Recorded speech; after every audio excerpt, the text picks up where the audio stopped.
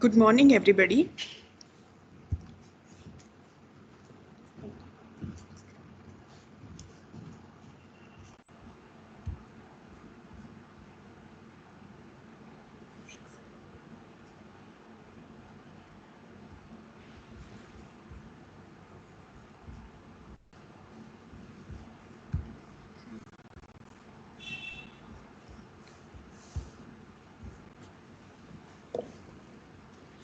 Good morning, everybody. The topic for today's class is amphibian cardiac experiments. So in today's class, we will be discussing about the amphibian experiments, that is on the frog's heart. In the previous classes, skeletal muscle properties was discussed, and the video of how to dissect the frog and the preparation of sciatic nerve was shown. Today also the plan was to show the similar video, but because of the technical issues, I am unable to share the video. In future, we will see if it is possible. So now coming to why frog's heart is used for demonstrating the properties of heart muscle.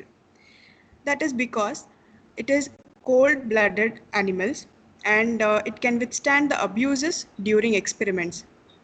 Their tissues can survive for some time in vitro, that is outside the body, without oxygenation and temperature control. Their muscle can absorb oxygen directly from the atmosphere. So these are the reasons why we use frog's heart for demonstrating the properties of the heart muscle. And there are some differences between the amphibian and mammalian heart. So the important differences are that it has 3 chambers. The amphibian heart has 3 chambers, 2 auricles and a ventricle. Mammalian heart has 4 chambers and 2 atria and 2 ventricles. One thing you can note that the atrium in case of amphibian heart is called as auricles. And the other difference is it has no separate vessels. The gases and nutrients diffuse directly from the blood into the heart muscle. Whereas in mammalian, you are aware of it already that there are separate set of blood vessels which supply the gases and nutrients because the endocardium is impermeable. And in amphibian heart, there are no separate conductive pathway and the impulses are conducted along the walls of the heart. Mammalian heart has a separate conducting pathway and the impulses in this conductive pathway are conducted at a faster rate. In amphibian heart, there is sinus venosus and that will act as pacemaker. In mammalian heart, it is the SA node which acts as the pacemaker. And stainless ligature can be applied to study the properties of the heart in amphibian heart. Mammalian heart, we cannot apply the stainless ligature. What is stainless ligature? I will be explaining in the further slides. That is, this ligature, there will be a mechanical tying of thread to stop the impulses. So we will see here, this stainless ligature cannot be applied since it occludes the coronary arteries and it will cut off the blood supply to the heart. Next, it is the white crescentic line is present and it is a landmark for tying the stainless ligature, and this white crescentic line is the parasympathetic ganglion. And in mammalian heart, this white crescentic line is absent. So these are the differences between the amphibian and mammalian heart that you should know. And now coming to, this is the picture showing different parts of the frog's heart. The first one is the anterior view. In the anterior view, you can make out that there is right auricle, left auricle, and truncus arteriosus can be made out. Next, in the second, that is the posterior view, you can see that there is along with right auricle, left auricle, and the ventricle, pulmonary vein, you can see. Then you can see that superior vena cava and inferior vena cava both are opening into sinus venosus. So sinus venosus is a structure into which superior and inferior vena cava opens into. So this is the parts of the frog's heart. Next, coming to the circulation of blood in frog cardiovascular system. So you need to know how the circulation happens in a three-chambered heart. So what happens is the deoxygenated blood of the frog's heart drains into the right atrium through the sinus venosus. The sinus venosus is separated from the atrium by the white crescentic line, and the superior and inferior vena cava enter the sinus venosus, and the sinus venosus is the one which generates the electrical impulses that will be conducted to other parts. So that will be the pacemaker. And next is the pulmonary vein, carry the oxygenated blood from lungs and it goes to the left auricle. From the body it is coming to the sinus venosus and then to the right auricle. From the pulmonary veins, from the lungs, the oxygenated blood is coming to the left auricle, and this deoxygenated blood from right and the oxygenated blood from the left auricle flow to the single ventricle, and this ventricles then open into truncus arteriosus, which divides into two branches, and this mixed blood is carried to all the parts of the body. Next,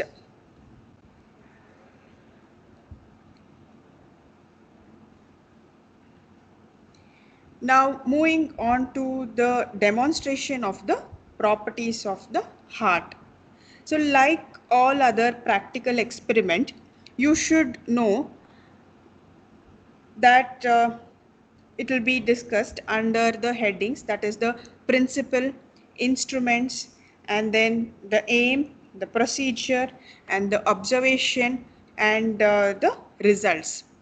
So firstly, we will understand what is the principle of this experiment.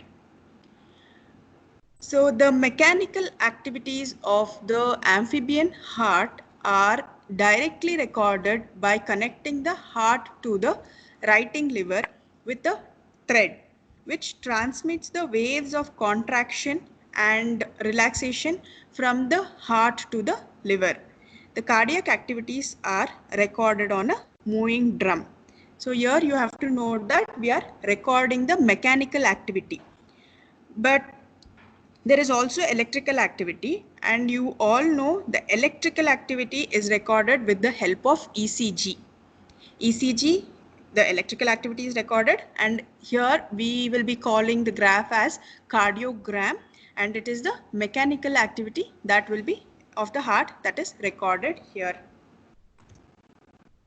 Now, the properties of the cardiac muscle is applicable for cardiac as whole because of its syncytial nature, whereas in case of skeletal muscle, the properties are applicable to the single muscle fiber or motor unit. And you all know why the syncytial nature, that is because of the presence of the gap junction.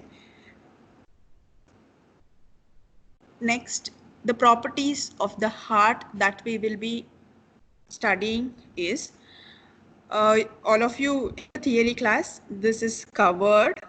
So it is a recollection, that is the properties of the heart muscle, that is the automaticity, rhythmicity, conductivity, contractility, excitability, extrasystole and compensatory pause, refractory period, all are none law, staircase phenomenon, and subminimal summation.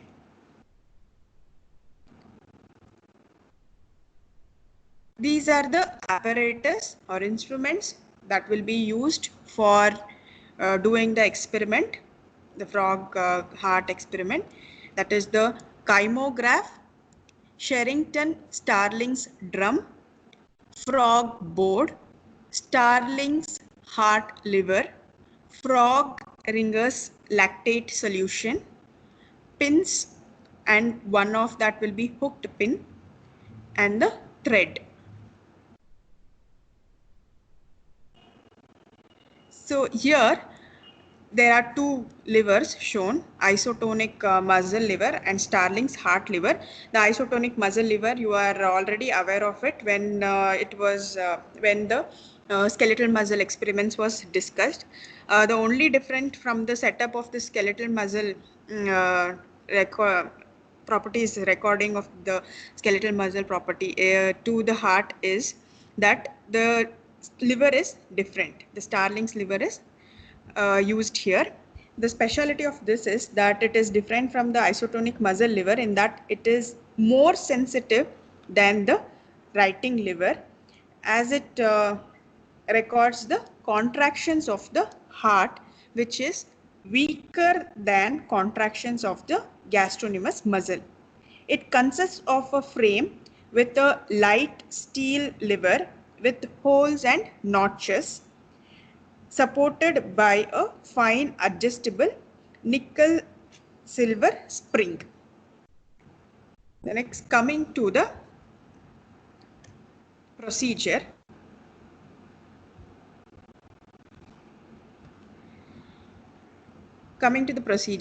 So we start by dissecting the frog's heart. First we pit the frog and destroy the spinal cord. And then we fix the frog on the frog board.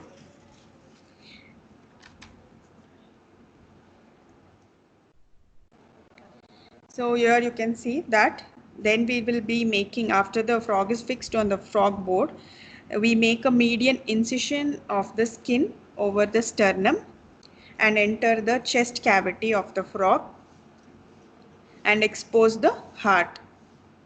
We cut the pericardium up to the base of the heart and then pin the pericardium through the base to the board. When we fix the base, then the apex is pulled downwards with each contraction. You have to imagine this. Try to imagine. In future, if possible, we will show the video. So when the base is fixed, the apex will be pulled up and we will be hooking a pin.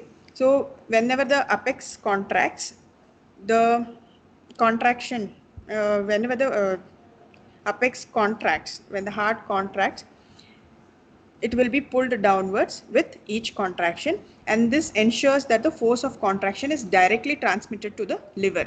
This increases the amplitude of the recordings. So in this picture I'll show you, this is how you will hook a bent pin through the apex of the heart, and this will ensure it do not rupture, and while doing that you should be careful you are not rupturing the heart, and tie a thread to the end of the pin and tie the other end to the Starling's heart liver. The thread must be kept vertical and taut so that the contractions of the heart can be transmitted to the liver.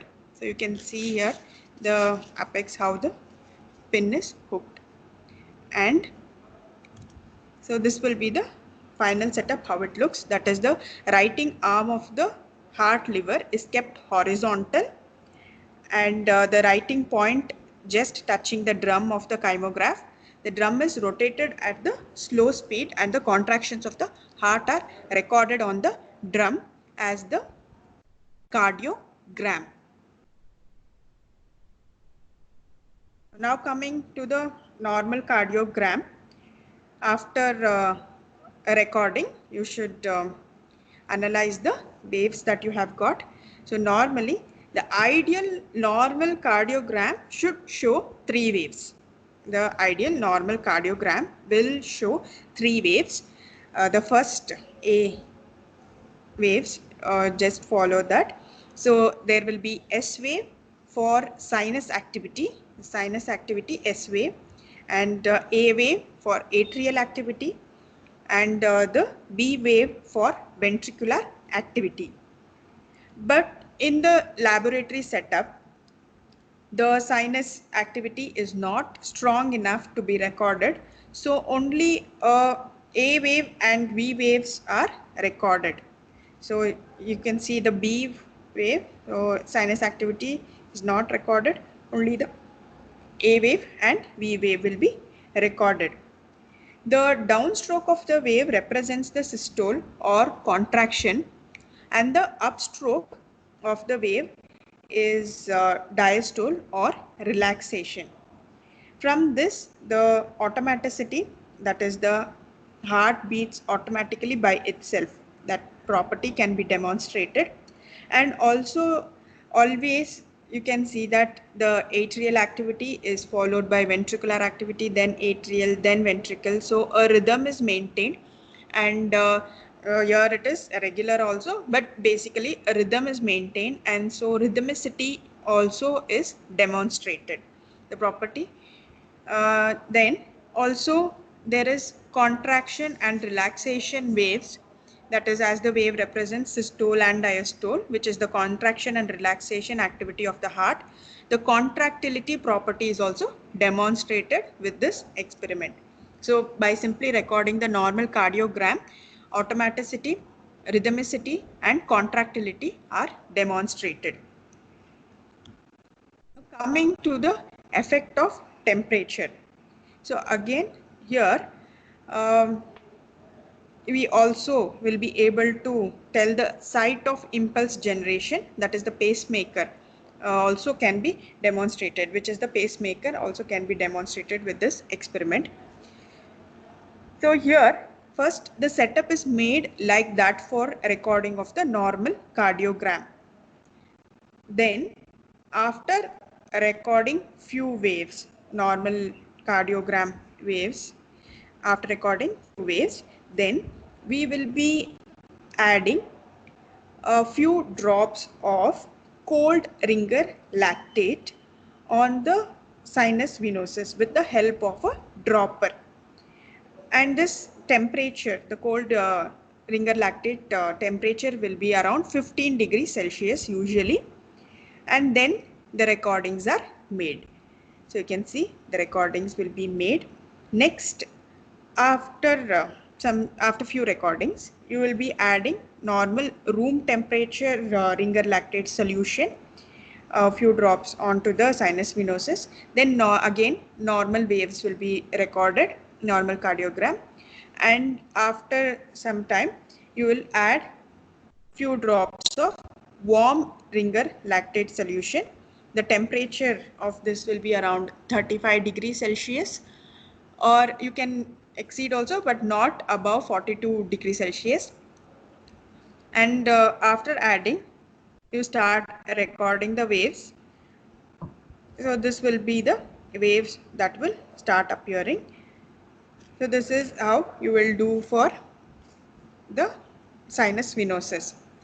The observation that you are able to make out is that on application of the cold ringers solution on the sinus venosus will decrease the heart rate, and it will increase the amplitude of the contraction. The decrease in heart rate is because of the cold ringers solution, which will directly inhibit the pacemaker activity of the heart. This is the primary effect. We call this as a primary effect. And the increase in the amplitude of contraction is due to the Frank-Starling's law. That is, when the heart rate decreases, the ventricular end diastolic volume increases because it has more time, there is more filling. As the ventricle gets more time, so the increased ventricular filling causes increase in the length of the ventricular muscle fiber before the onset of the next systole. So what happens is there is increase in the force of contraction, and this we call it as secondary effect. All of you know the Frank-Starling's law, that is it states that force of contraction is directly proportional to the initial length of the muscle within the physiological limits. So there is increase in the end diastolic volume, increased stretching of the heart muscle, and so there is increase in the force of contraction. So you can make out it as the increase in the amplitude of the waves. That will be the secondary effect. Next is the opposite happens whenever you add the warm ringer solution. First, initially, because of the direct effect, there is increase in the heart rate, which is the primary effect, and then after some time, because of the secondary effect, the amplitude also decreases. So this is the opposite effect in the heart. So why this is important to know the effect of temperature is, you can see that in fever, the patients with fever, and after doing exercise, there is increase in the body temperature. All this will cause increase in the heart rate. The pulse rate increases in fever. So that is the application. Next, on the ventricles directly. This is on the pacemaker, the sinus venosus, but the effect of temperature on the ventricles directly is also studied. For this, we will be applying cold ringer solution to the ventricles with a piece of blotting paper and record its effects on the ventricles. A small piece of blotting paper will be soaked in the cold ringer solution, and the paper is then placed on the ventricles with the help of forceps, taking care not to allow the solution to trickle down to the sinus venosus. The normal, then after recording of the normal cardiogram, then you record the ventricular activity. Then after that, you wait for some time, then you add normal room temperature ringers solution, again soaking it with the blotting paper will be soaked in the normal room temperature solution and placed on the ventricle, so that again it doesn't trickle to the sinus venosus, and then the normal cardiogram will resume. After that, same the procedure will be repeated with the warm ringer solution. Take a warm ringer solution about 35 degrees Celsius, then dip the your blotting paper in that. After it soaks, then apply it on the ventricles. Just place it on the ventricle and then record the cardiogram and see for the changes. So what happens is, the observation is that here you can see the application of the cold solution to the ventricle decreases the force of contraction, but there is no change in the heart rate.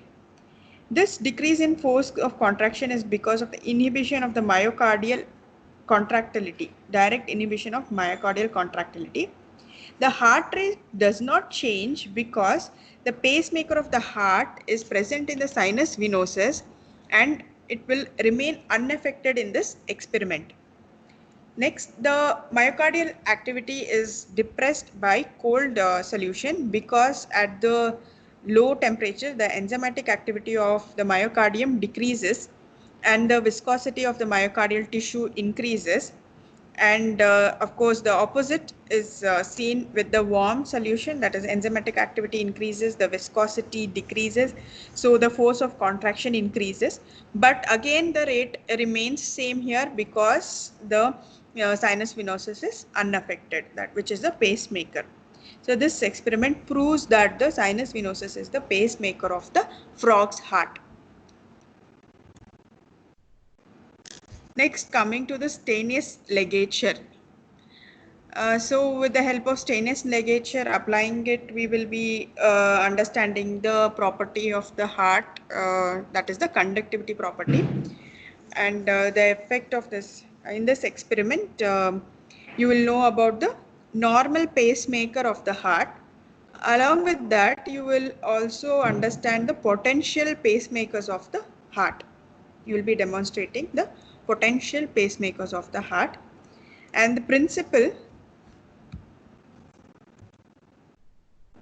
So the principle is the rate of discharge of impulses is different in different pacemakers, and their rhythm are demonstrated by separating them from each other. So the procedure will be set up the experiment as for recording the normal cardiogram, then pass a threaded aneurysm needle between the truncus arteriosus picture I had shown and the atria, then hook up the heart and record the normal cardiogram on the slow moving drum. Then bring forward the thread. First you would have put a thread, that thread you will be bringing forward under the truncus arteriosus and tie it at the junction of the sinus venosus and the atria on the white crescentic line. This is the first stainous ligature. It records the atrial rhythm. So the first stainous ligature will be applied between the sinus venosus and the atria. So what is this stainous ligature? To understand this, so normally the failure of conduction of impulse from one part of the heart to another is known as heart block. The failure of conduction of impulse from one part of the heart to another is known as the heart block. So the conduction of impulse can be blocked partially or completely by mechanical pressure, such as by tying a thin thread and making a knot at various sites. This is known as stainless ligature. So mechanically you are tying a thread and preventing the impulses from entering the other part. So this is known as stainous ligature, and there are two stainous ligature that will be applied. That is, the first one is the stainous ligature tied between the sinus venosus. In the picture you can just see at the level of white crescentic line we will be tying the first stainous ligature, and impulses from the sinus venosus is prevented from reaching the atria. The sinus continues to beat, but the atria and ventricle will stop beating for some time. After some time, the atria will start generating its own impulse, and the impulse reaches the ventricle, and this atrioventricular segment starts to beat independent of the sinus rhythm, but at a slower rate than that of the sinus venosus. So generally you all know, usually even in human beings the SA node has a faster rate of generating the impulses, so that is the pacemaker, whereas AV node also can generate its own impulse, but because the rate is less, it is the other potential pacemaker whenever SA node does not generate the impulse. So here also the atria starts producing the impulses, so that part is demonstrated here, but at a slower rate. Here the graph you can see that the rate is slow after tying the first stainless ligature. This is also the same thing. The frog's heart rate is 36 beats per minute normally from the sinus venosus. After first stainless ligature, the atrial rhythm will start after some time, and it will be 24 beats per minute. Next, what you do is you will apply the second stainless ligature.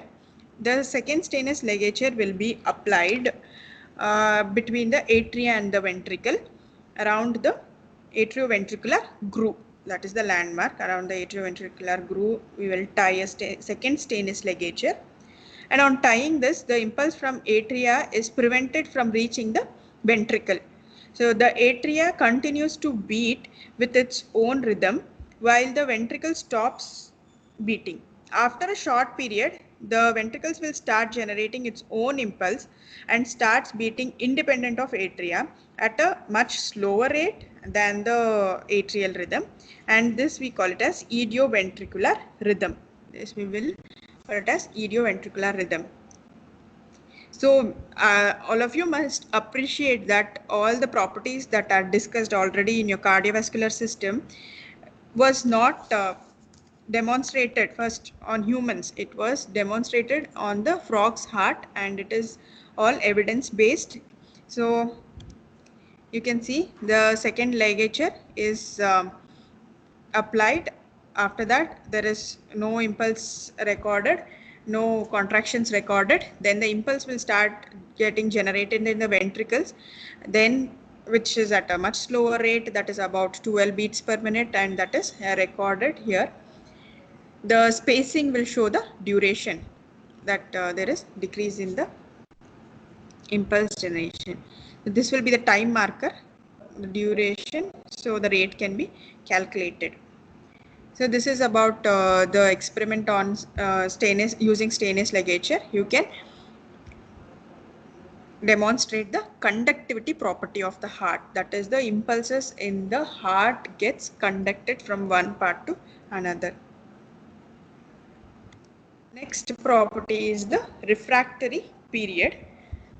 It is because of the long refractory period that the heart muscle shows that it cannot be tetanized.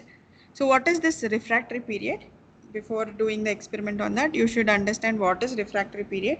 It is a period in which the application of a second stimulus, the refractory period of the action potential. In the action potential, first you have to understand. Then for the electrical activity, also for the mechanical activity, you will get the refractory period when you superimpose. Please follow this picture. That is, this period is the period even after the second stimulus will not bring about any response. That is, usually we give electrical stimulus, and in this refractory period you have two, that is the absolute refractory period and the relative refractory period.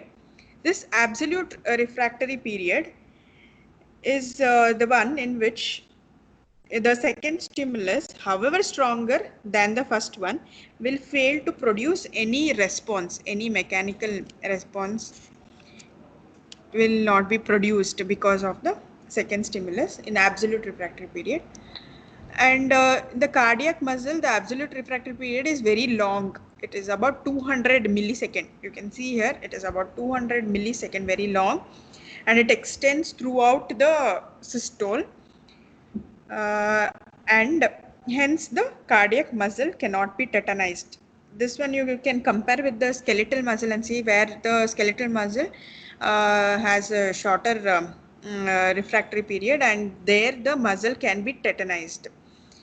And relative refractory period is a period in which application of a second stimulus, which will be stronger than the first one, brings about a second response. This period will correlate to the diastole of the heart. This results in production. If we give a second stimulus, stronger stimulus in the relative refractory period, will produce a premature contraction, which is followed by a compensatory pause.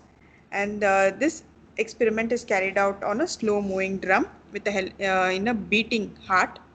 So here you can see, after understanding what is refractory period and long refractory period, throughout systole you have absolute refractory period. In the end, last 1/3 of the diastole, you have relative refractory period.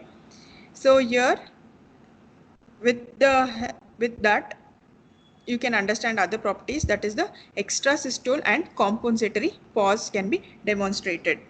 You can follow this picture.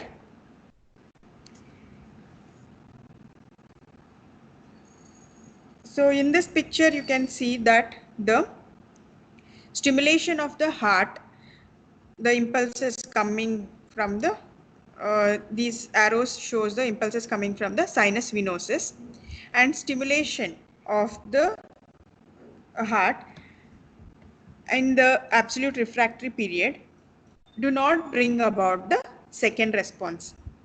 But once a stronger stimulus is given in relative refractory period, an extrasystole will develop. That is, you can see there is again a contraction which is shown, which is a extrasystole, and which will be followed by a compensatory pause. So what is this compensatory pause is? Compensatory pause is due to the arrival of a normal impulses from the sinus venosus falls in the absolute refractory period of the extrasystole, which is produced due to the application of a stimulus during diastole of normal rhythm. Hence, this rhythm lapses or brings no response. As a result, the heart has to wait for the arrival of next normal impulse from sinus venosus, and till then it remains quiescent. So this is the pause. Dotted line is the one that you expect normally, but because of the second stronger stimulus, you get a extrasystole and a compensatory pause. Here there is no activity, then you record the normal cardiogram. So that is the compensatory pause. And the height of this extrasystole produced will depend on the region during which we apply the stimulus during the diastole.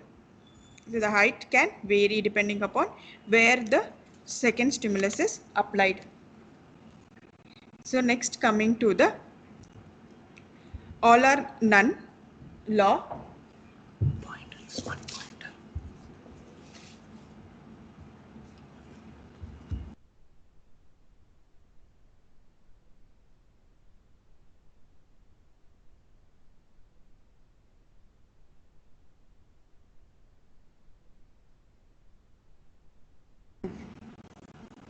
So coming to the all or none law. So here the heart is made silent by this property will be demonstrated in a quiescent heart. For making the heart silent, we will apply the first stainless ligature, and after that the arrangements will be made similar to the recording of the normal cardiogram, and then the stimulation of the ventricle with a subthreshold, with a subthreshold stimuli, and then you increase the strength of the stimulation till there is a contraction, and you will record it.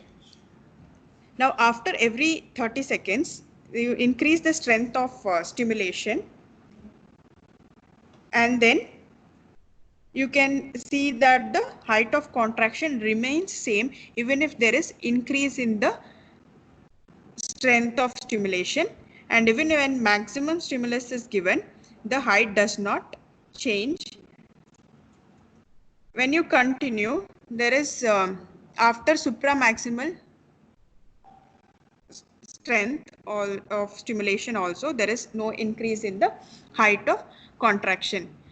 So what this explains is the heart beats completely at the adequate whenever adequate stimulus is given, and even if the increase of stimulus strength of stimulus is done, there is no increase in the height of contraction.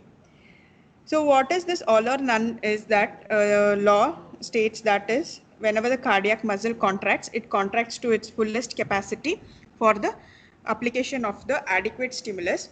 Otherwise, it does not contract at all. 1 minute, just 1 minute, please.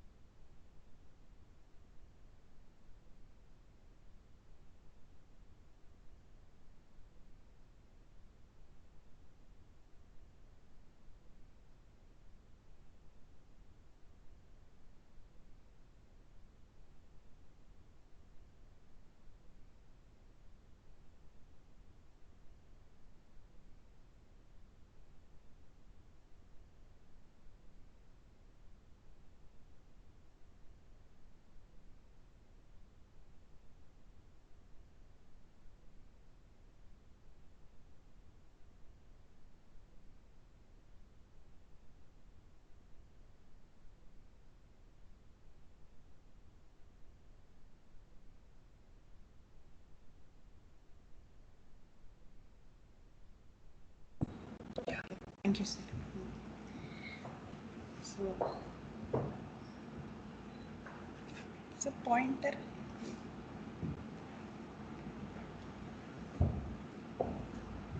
No, I didn't.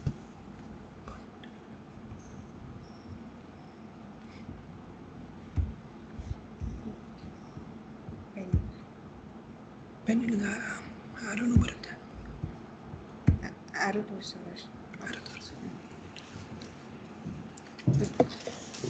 So that sorry for the interruption. So that is about the all or none law, and this property of all or none law can be correlated with its structure with the cardiac muscle, that it is functionally syncytial in nature, and where the impulses are spread through the atria and throughout the ventricles. So that is, the impulses will spread throughout the atria and ventricles simultaneously. As a result, a sufficient period is created for the blood to move from atria to ventricle and from the ventricle to the greater arteries. The next property, that is the staircase phenomena. Again, here also the heart is made silent. In the quiescent heart, we demonstrate this property, and by applying again by the first stainless ligature. Then successive submaximal stimulus are applied during later part of the relaxation period of previous response, and the first few contractions you can observe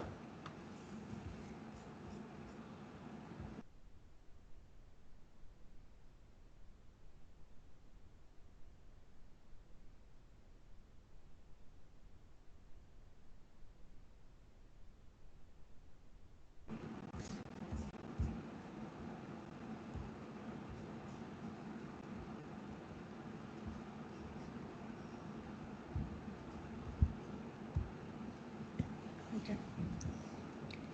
So this is the staircase phenomena, another property of the heart. In this, again, this is done in a quiescent heart. So how the heart is made silent is by applying the first stainless ligature, and then successive submaximal stimulus are applied during the later part of the relaxation period of the previous response, and first few contractions you can see that there is increase in the height of contraction, and after that it will level off. So this phenomena is also called as treppe, and the German word for staircase, and it is due to the beneficiary effect. So why this happens is the beneficiary effect, the causes for that is that whenever there is increase in the temperature due to the previous contractions, there is increase in the enzymatic activity, and there is decrease in the pH also due to the accumulation of the lactic and pyruvic acid, which causes increase in the enzyme activity, and also there will be decrease in viscosity because of increase in temperature, which will allow for the easy sliding of the myofilaments. Also, the calcium, which are not taken up into the sarcoplasmic reticulum from the previous contraction, are also available for the contraction to occur. So all that will add on and will help in this increase in the height of contraction. This occurs initially, and later there is plateauing off. So this is the staircase phenomena. And next, coming to the summation of subminimal stimuli. Here we will see the temporal summation. There are two types of summation, spatial and temporal. So here we see for the temporal summation. So here how it is done is, if a subthreshold stimulus is applied repeatedly to the heart at an interval of 1/2 to 1 second, the 10th or 20th stimulus generally gives a full contraction, and this shows that each stimulus, even though subminimal, causes some change in the heart muscle to enable it to respond more readily to a successive stimulus. So this phenomena is known as temporal summation. That is, at a higher frequency you will continuously give subminimal stimulus and then record it. After some time even the subminimal stimulus will start producing the response. So to demonstrate this, first we will stimulate the heart muscle, and we will try to find out the exact strength of stimulus. That is the stimulus which just fails to produce a contraction, and then that stimulus is repeated several times, and then next to the after some 10 or 20 stimulus generally, you can see full contraction will be produced. So you can see the frequency of stimulation here. The one stimulus you have response, one stimulus here. These are the subminimal stimuluses after some few number of subminimal stimuli where there is no responses produced. You can see the stimulus will produce a response after some time. So that is temporal summation, the last property of the heart muscle. So we discussed all the properties, the conductivity, contractility, automaticity, rhythmicity, which can be just explained by the normal cardiogram, and the effect of the temperature was discussed. Also the refractory period, and then the extrasystole and compensatory pause was discussed.